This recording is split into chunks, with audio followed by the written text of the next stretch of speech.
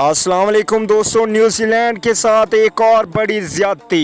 जी हाँ दोस्तों, super over भी टाई हुआ लेकिन मैच इंग्लैंड किस तरह जीत गया ये मुकम्मल तफसील आप लोगों को बताते हैं। आईसीसी ने कौन से मेथड के तहत इंग्लैंड को जीत का हकदार करार दिया, ये आप लोगों को मुकम्मल तफसील आज बता देते हैं, जो कि मुझे समझ नहीं आता कि किस तरह किया गया। ये एक घिनौनी हरकत है न्यूजीलैंड के साथ और बाकी टीमों के साथ।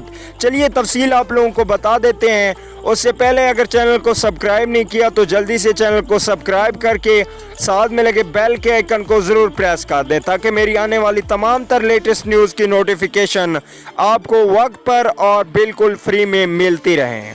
चलिए दोस्तों, बगैर कोई आपका कीमती वक्त ज़ाय किए आप लोगों को इस मैच की अहम हकीकत से आगाह करते हैं कि पहले बैटिंग करते हुए न्यूजीलैंड ने 242 रन का हदफ दिया, जो कि इंग्लैंड को बहुत ही ज़्यादा महंगा पड़ गया और इंग्लैंड ने 10 विकेट पर 241 रन बनाए और मैच टाई हो गया।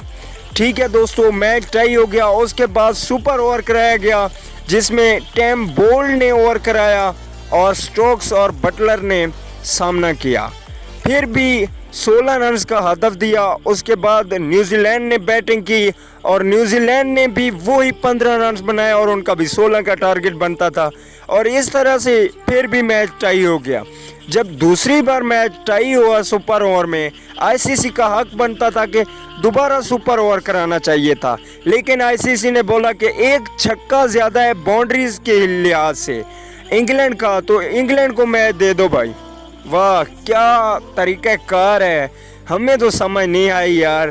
पहले पाकिस्तान के साथ ज़्यादतियाँ, अब न्यूजीलैंड के साथ ज़्यादतियाँ, बिल्कुल भी समझ नहीं आती कि किस तरीके से कौन सा रन रेट है, कौन सा मेथड है, कौन सा तरीका है। इंग्लैंड को बस जितवाना है तो भाई बाकी टीमों को खिलाना ही नहीं चाहिए था। इंग्लैंड को बगैर खेले जीत का हकदार करार देते। अगली वीडियो तक के लिए इजाज़त दीजिए। अल्लाह के बाद।